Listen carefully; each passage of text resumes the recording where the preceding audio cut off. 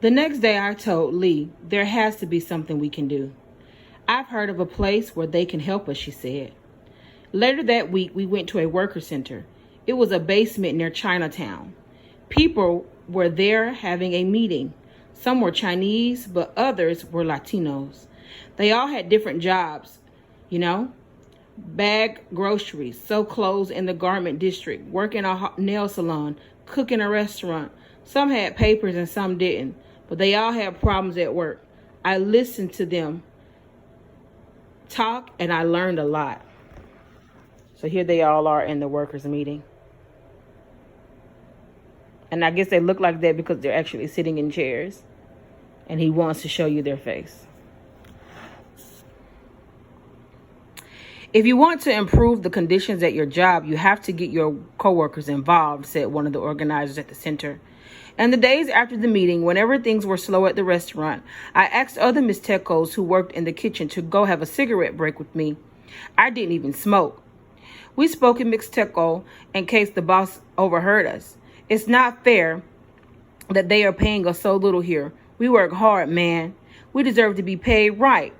Do you know what the minimum wage is? It took months. But little by little, I convinced the other bus boys, the dishwashers, and the cooks to come to the worker center with me. Lee convinced the other waitresses and waiters to come too.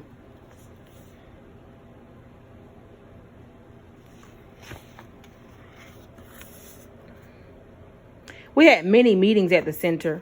A legal counselor there said that we could file a legal complaint against our boss.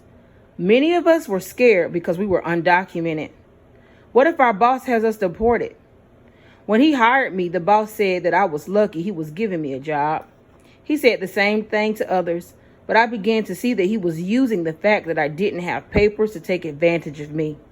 My coworkers and I talked it over a lot. We decided not to be scared.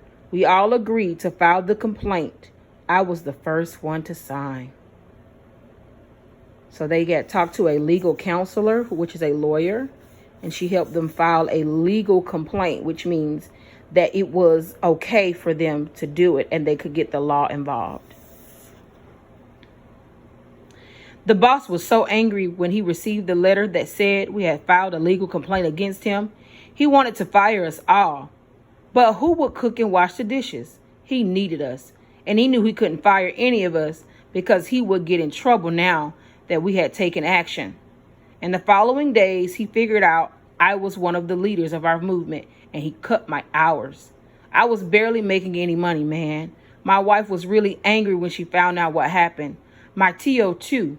He yelled at me, "Idiota, what are you doing? You think this is a game? You are having a niño. How are you going to feed him if you are barely working?" So you can see his family is upset with him because he's fighting for what's right, but he has to suffer his family being upset with him now.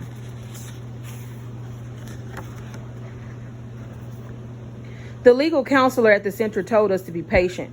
The lawsuit could drag on for months, even years. What could I do, compañeros? How would I pay the rent?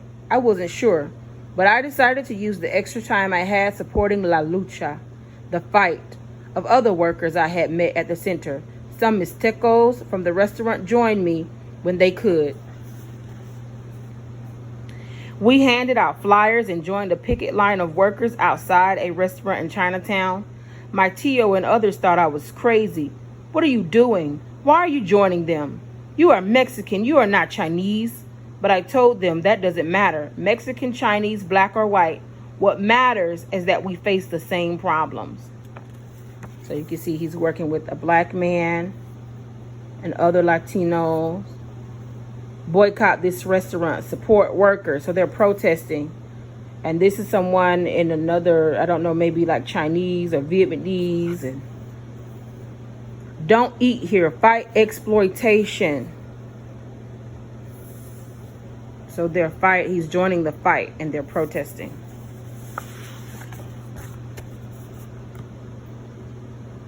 Several weeks after we joined the picket, a picture of us appeared in a newspaper.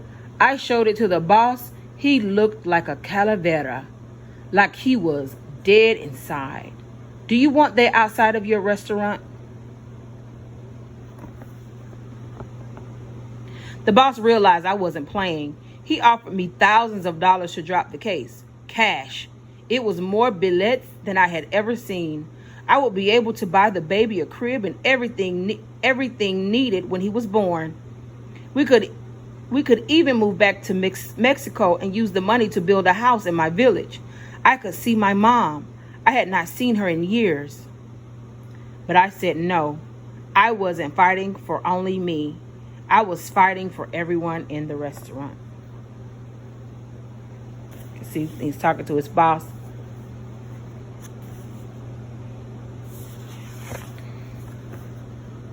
Eventually, the boss met with our legal counselor. Lee and I were there too, you know.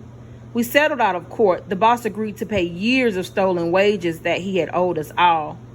We told him we would only drop the complaint if he let everyone keep their jobs. We wanted to keep working, but he had to pay us fairly. We also wanted to work reasonable hours. He said yes, and we shook hands. Some weeks later, he paid the first installment of what he owed us. My wife went into labor that same week. She delivered a beautiful baby girl. I couldn't be happier. We named her Esperanza, Hope.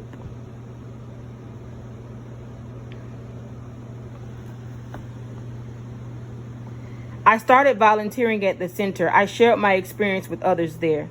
This last year, I tried helping some Mixteco delivery workers. They fought and won their case, but their boss hasn't paid them anything. He claims he is broke.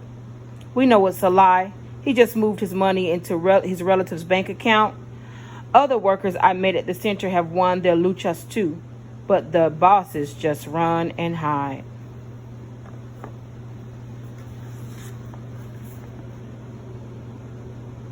That is why we planned this march, compañeros. We need laws that protect all workers. You may not know our names, but we are here. We work hard. We pay our bills. We pay taxes. Paper or no papers, we have our dignity, and we deserve to be treated fairly. And you can see their signs: equal work, equal rights for all workers. Stop wage theft. Queremos justicia. We want justice.